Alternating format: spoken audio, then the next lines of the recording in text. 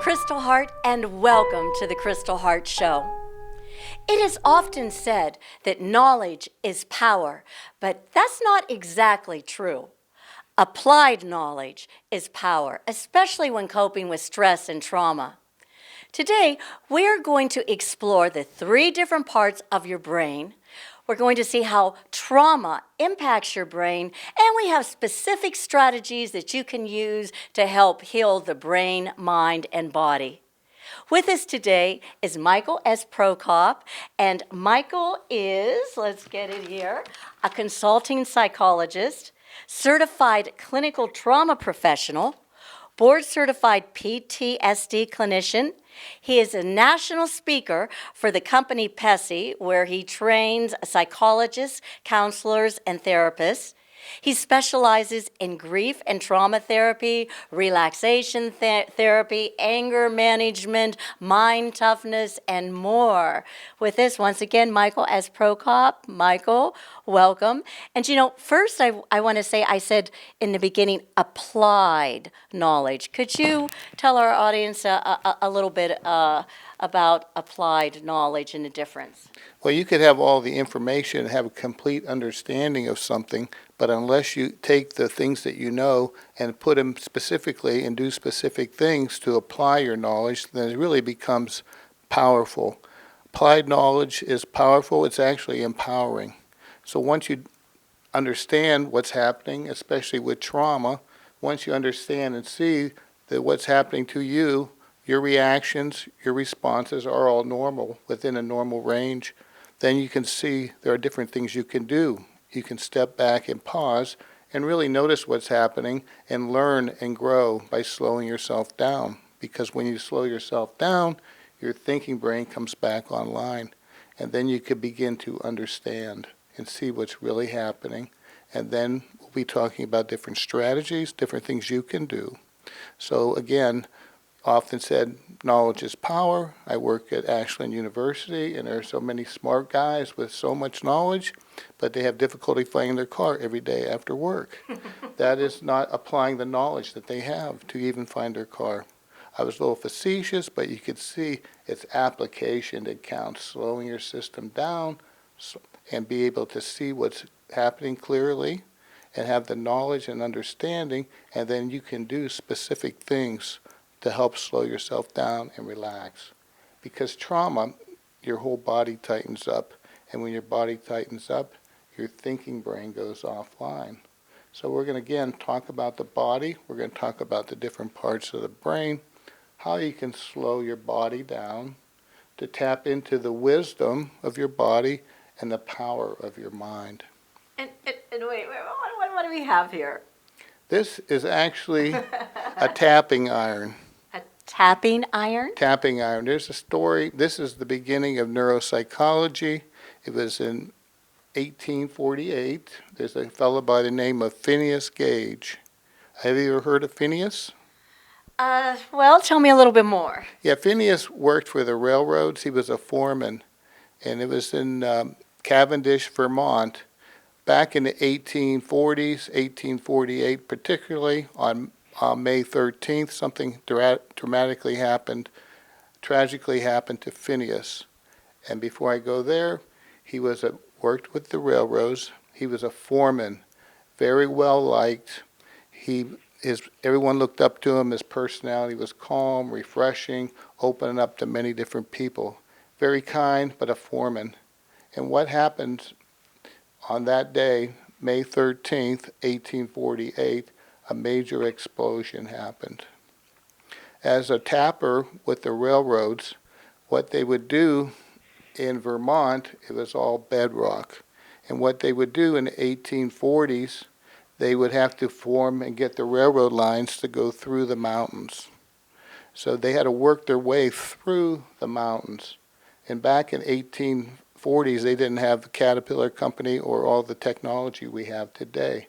So they would actually have, the team would work together, and a driller would come in and drill a hole deep into the ground, about that wide, all the way down, longer than this pole actually. And then the driller would come, and then a crew would come in, and they would pour dynamite and explosives down the hole. And then Phineas, who was a tapper, and this is an actual tapping iron that was used years and years ago, he would actually use this end of the tapping iron and work a detonating string down through the dynamite, the explosives that were in the hole that was drilled. Then the sandman would come, the sand crew, and they would pour sand down into the top of the hole, and Phineas would use this actual end. Actually, it was much longer. I traveled across the country, and TSA had a problem with a piece of metal sticking out of my luggage this far at the airport, so I did cut it down for demonstration purposes. Anyhow, he would use the blunt end to tap down the sand. Then a fellow would come and light the detonating string, and they would run away as fast as they could. And then there'd be a massive explosion, and then the rock picking crew would come in, pick up all the rocks, and put them in a car, railroad car that was a little down the road, down the way, because they were actually filling up the cart and moving along, and that way they would be able to work their way through. Anyhow, what happened was it was a break time. They were sitting at a break. Phineas was sitting over top of a hole that was drilled. It was around 4:15 in the afternoon, September 13th, 1848. Phineas was sitting there at break. He heard a loud noise over his right shoulder. He turned, and when he turned, his tapping iron, his foot hit the tapping iron. And here, before break, the sandman forgot to put the sand down the hole. He only put the explosives. So guess what happens? When Phineas hit this bar, it went down the hole, made a spark. Massive explosion. What had happened is it acted as a projectile. It went right through the bottom of his face, right here, right behind his eye, came all the way through his head, and was launched 50 feet back, and he heard a loud clang. And Phineas, being a foreman, was in shock, but he still was able to function. And he said, "I think I'm hurt pretty badly." He told one guy, go and on horseback to Cavendish and have the doctor go to my house. He told another person to get a carriage, and the person took him to his house, where he met the doctor. Phineas's whole life changed after that. He did not die, but his whole personality completely changed. Before the accident, he was kind, loving, organized, focused, the perfect foreman, and his guys he worked with loved him. Afterward, he had a complete personality change. Well, that was going to be one of my questions, is how much does the brain control the personality?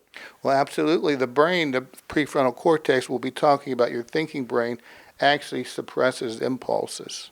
When you feel like doing something, your brain will say, your thinking brain will say, no, no, no, that's not right, we'll stop and pause. What happened with Phineas, he became very, very impulsive. Because you have to remember, what it did was it knocked out his orbital prefrontal cortex, the part that connects your thinking brain with your emotions and impulses. So that part was knocked out. So his thinking brain could no longer monitor him and say, hey, you're not acting right, you better behave yourself, you better shut up. Okay, very simply said. Okay, he couldn't self-regulate anymore. So I'm going to shift back just to the scene, though. He did get injured very badly. The doctor came, and Phineas said, when the doctor came and met him at his house, I think you have work to do. He had an open head injury, so Phineas did not die. He lived, but again, it changed his whole personality. He was very impulsive, he was mean, he was vulgar, he couldn't suppress his impulses. He became a walking impulse. Whatever he thought, he would say. He did go back to work after 1 month, and he only lasted a month after that. He ended up getting fired. So his whole personality had changed. Phineas was no longer Phineas.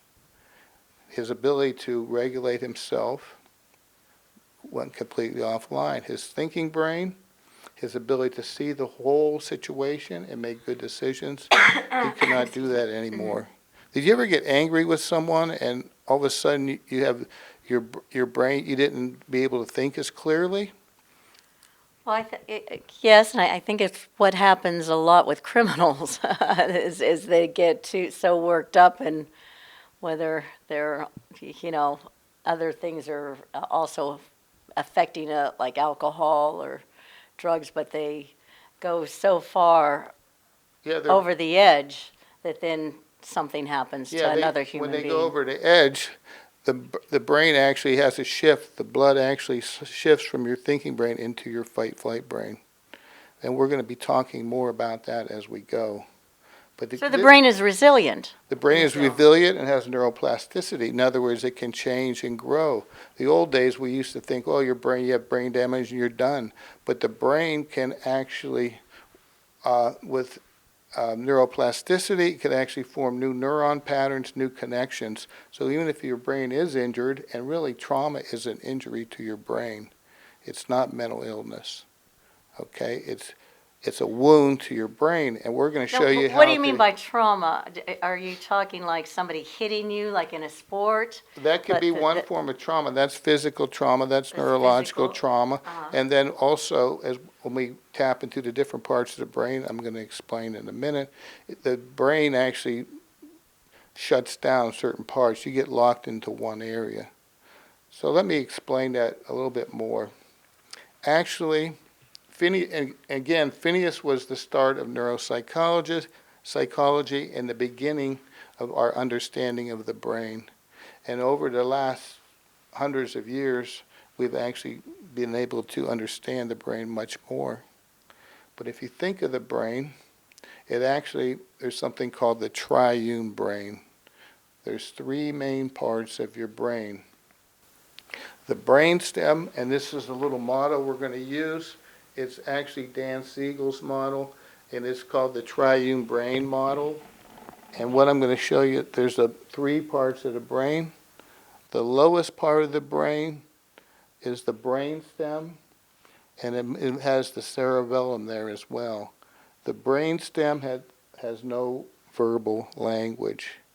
It controls rhythm, movement, the initiation of movement, as well as your breathing. So that's one part of the brain. It's the lowest part of your brain. It took it was the first part of the brain to evolve, and 250 million years ago it actually started.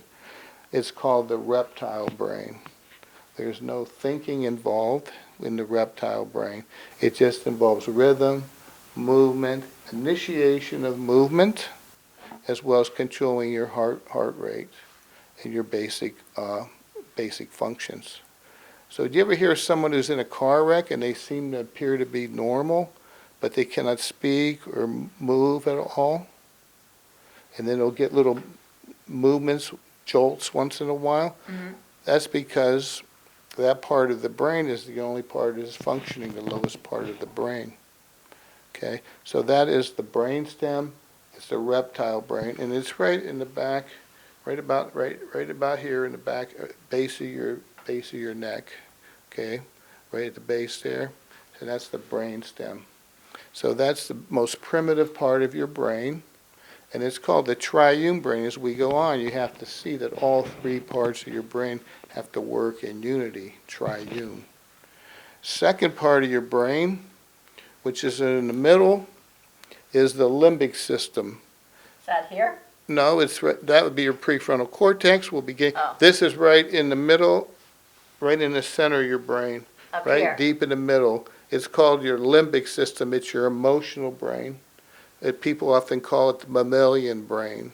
That's where your emotions are? That's where your emotions are centered. And that involves attunement, attachment, human connection, as well as touch, the sensation of touch. And it's mammalian brain. That's why dogs and horses in therapy are so very, very powerful, because it has a calming, soothing effect when you pet an animal. You're actually tapping into your limbic system, your emotional brain. And that's, again, no words in this part of the brain. So you have your brainstem, which involves rhythm, movement, Okay. initiation of movement. Okay. Second part of your brain in the middle on the side, right in the middle, is your limbic system. It's your emotional brain. It involves feelings, touch, attunement, attachment, human relationship with no words, okay? But that's a touch. That's the emotional brain. Years ago, it was called the olfactory brain because your sense of smell is there as well. So you can see there are no words. The language of the limbic system, your emotional brain, is touch, smell, human relationship, calm, soothing relationship. The language of your brainstem is rhythm, movement, initiation of movement. Okay? Third part of your brain is the neocortex Here. and the prefrontal cortex in particular. That is your thinking brain. It's your executive functions where you can analyze things, figure things out, foresee things happening in the future. It's where language is involved, generation of speech and Broca's area. So you could see that's what we often think of is when we think of our brain. Our personalities there, our ability to sort things out and be able to plan for the future as well as to control our impulses. So you ever think, well, I just feel like punching them in the face? I say, no, I'm not. Then your thinking brain will go on and say, no, I'm not going to do that. I can foresee the future and the consequences. And the consequences, that's... But guess what happens when you're angry? You don't think rationally. You don't at that think time. rationally. In fact, that part of your brain often goes offline, maybe not 100%, but offline, and you become very impulsive. I've worked with guys in prisons as well as students in different situations who are in different units for helping them deal with their emotions and feelings and impulses. And what happens is it's called de-evolution. Your brain, because the thinking brain is the last part of the brain to evolve over millions of years. The thinking brain is about 1.5 million years old. With evolution, your brainstem is 250 million years old. That's called the reptile brain, the brainstem. So let me just review a little bit the three parts. How big is the brain? How big is the brain? The size, as you say. A fist or... Yeah, it's actually, you have your skull, and then and that's protected within the shell of your skull. And how big is it? It's probably about the size of a fist, maybe a little bigger. Okay, that's a good question. And what's the difference between the mind and the brain? A mind and a brain, now you're getting into some deep stuff. Okay, the brain is the actual physical apparatus. Okay? Mind is much more expansive. It involves your spirit, understanding of things from not just your thinking brain, but again, your whole intuition. Okay? Definition of mind is often this, as Dan Siegel would say, it's often the flow of information and energy, and that opens up to many different possibilities. I know that is a little confusing, but the mind is much more than the brain. As you'll see, as we integrate the brain, it opens up the mind. So what happens, though, when a person's traumatized? It's very, very interesting. And once you understand how the brain works with trauma, you will see that what you're experiencing is totally normal. So if you think about it, a person has significant trauma, they may be in a car wreck. What happens is they often go into shock. Thinking brain shuts down, and you actually go into your more primitive safety mechanisms within your brain. So you may be not able to think clearly. When a person's traumatized, thinking brain shuts down. They may go into shock, and then they have what's called thwarted fight-flight. They can't fight, they can't flee, they freeze. So all that energy that they wanted to use to fight or flee gets locked in their body, and the thinking brain shuts down, and it goes And what happens is you function more in your primitive brain, your emotional brain, as well as your brainstem. And your body gets locked up and you get tight. So what you can see is that's very, very important to release that energy that gets locked in your body and brain when you are traumatized. Have you ever seen someone who's been in a car wreck, or if you might have been in a car wreck yourself, and all of a sudden they start shaking and quivering like this? Did you ever hear that, Kristal? Is that like the nerves? Yeah, where they're shaking and shaking and movement. There's trembling motions. Actually, that's a really good thing. Oh, it is? Yeah, because what happens when you can't fight or flee, you freeze. And all that energy that you wanted to use or fight or flee gets locked in your body, tense.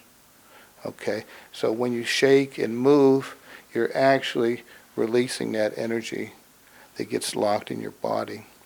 It really gets locked into the part of the brain called the brainstem, which involves movement, initiation, and again, rhythm, initiation of movement. So when you freeze, your brainstem, you actually collapse.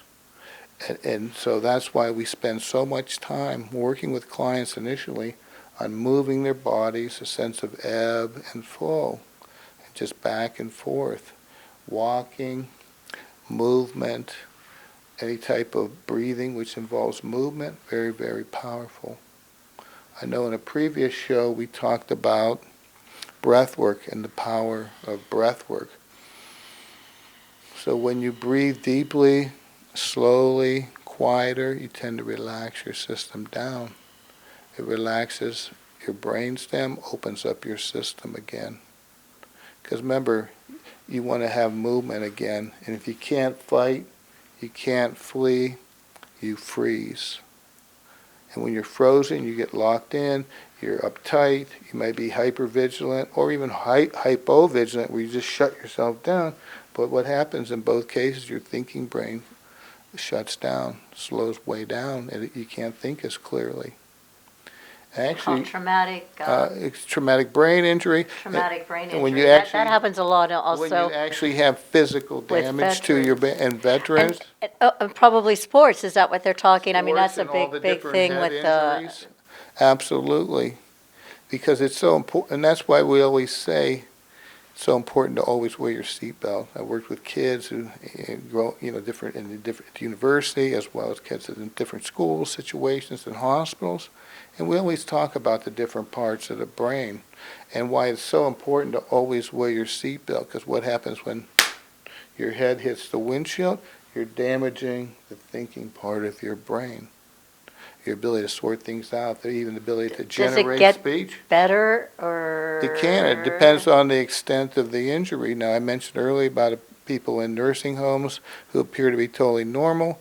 They had severe, massive brain damage, and it was in the prefrontal cortex. They didn't die because the back part of their brain, the brainstem, was not injured, which controls your just natural breathing, movement, rhythms, initiation of movement, and your basic functionings just to live. And this is part of your autonomic nervous system in the brainstem. So you can see that part will work automatically. But you can impact it, because when you're frozen, when you're locked in trauma, your whole body tightens up and stiffens up. So we like to open up the body, get a sense of movement and spaciousness again. And so we're actually using that part of the brain, the yoga, tai chi, movement. You're actually you're opening up the lowest part of the brain. Does that make sense? Yeah, it does. Because when you're locked and frozen in trauma, that part of the brain is holding you back. You're stuck there.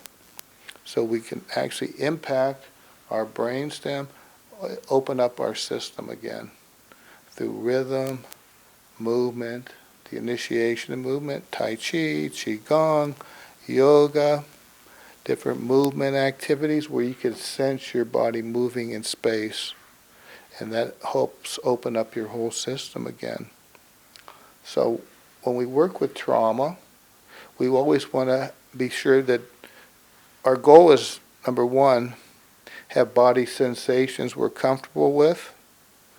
emotions we are attuned to, and a coherent story that we could live with about the trauma that we experienced, such as COVID or whatever may have happened.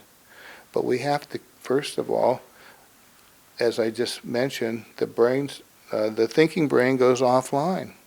They've actually done functional MRIs when a person is angry, upset, or traumatized, where the blood flows from your thinking brain into your limbic system, into your emotional brain. So you become very impulsive without able to sort things out. But the key is never blame yourself. This is a natural and normal response to trauma. So we want to open up the system again by tapping into all different parts of the brain. So we'll use Tai Chi, rhythm and movement, breath work to help calm the system down. With the emotional brain, the limbic system, we use a sense of touch, calm, warm relationships. So very, very powerful. And you could also use aromatherapy. Have you heard of aromatherapy? That's where different aromas and smells can actually trigger calm, relaxing sensations and feelings in your body. Lavender, very calming. So we want to use that part of the brain as well in therapy. And then we have the third part of the brain, the most sophisticated part of the brain, is your thinking brain, your neocortex, your prefrontal cortex, which involves speech and language, the ability to sort things out. So you can see how important that is. Okay, does that make sense? So we're going to have to use all three parts of the brain. But so often what happens is a person goes to therapy for trauma, and they automatically think that therapy is only going to be about talking. Well, how are you going to talk about something if that part of the brain is not 100% online, maybe only half online because you're so hyper-aroused? So we work on calming the system down first. Tap into the brainstem, rhythm. We talked a little bit about proper breath work, and we'll be doing more with that in the next show, as well as ways to regulate our bodies. Calm body, open, spacious mind. Relaxed body, calm, spacious, open mind, flowing mind, and then you have your feelings are feeling happy, relaxed, and at ease. Tight body, racing mind, anxious feelings. So you can see body is involved with the brainstem. The emotion, the anxiety, the feelings, the happiness, the joy, all the emotions, that's in your limbic system, your emotional brain. So we'll use touch, attunement, attachment, a human relationship. And then thirdly, we'll talk about it, but after we calm the system down, so we can have a coherent story that we can live with. But the point is, how can you have put a coherent story together when you're in a tight body with a racing mind, with your thinking brain offline? So we like to start with the body, tap into the wisdom of the body, get some rhythm, movement, and breath work, calm the system down, so then they can notice and attend and befriend their emotions, and then put a nice coherent story together to help put the whole brain, reintegrate the whole brain. Because remember, it's called the Triune Brain, and the brain has to be unified. It has to have a sense of flow of energy and information between different parts of your brain. Well, trauma cuts that off. You get stuck at the lowest levels of your brain where you're frozen, immobilized, feeling helpless. So we're going to work on movement again, opening up your system. Then tap into the relationship. A positive relationship is a container for change. So you have attunement, attachment, and positive emotions with a sense of touch. And that's all within, there's no words for this. And then after we've calmed the system down, then we can tap into words. I know we're almost out of time, but I did want to mention one powerful thing that we use quite a bit with veterans. One activity we find so very, very helpful is ballroom dancing. Oh, really? Because you're having rhythm, movement, you're opening up the brainstem. You have a sense of touch, attunement, attachment, the emotional brain Then after you talk about what happened, you may go out for a cup of coffee or tea or whatever and say, wow, that was fun. This is really cool. So they're integrating all three parts of the brain. The brainstem, rhythm and movement, and sensations, body sensations, that's in the brainstem. Emotions, attunement, attachment, limbic system. It's the mammalian brain. And that's why dogs are so powerful and horses for therapy. And then the third part is your thinking brain. But we like to start with the lower regions of the brain to get the thinking brain back online. Otherwise, next show we'll talk a little bit about what happened at 9/11 and how a lot of people were re-traumatized. But the key is you want to have a relaxed body, calm mind with feelings you can attune to and be okay with. Does that make sense? It does make sense. So that's why we do the different things we do. So we want to integrate and get the whole brain back online with a sense of flow, rather than being stuck and rigid and impulsive like Phineas.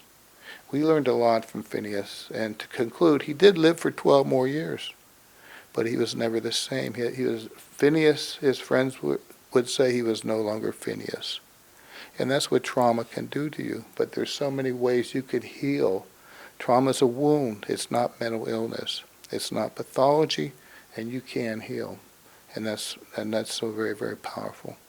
So that's a little bit about the brain. And so what you're experiencing is normal. And we're going to help slow your system down and reintegrate your brain again.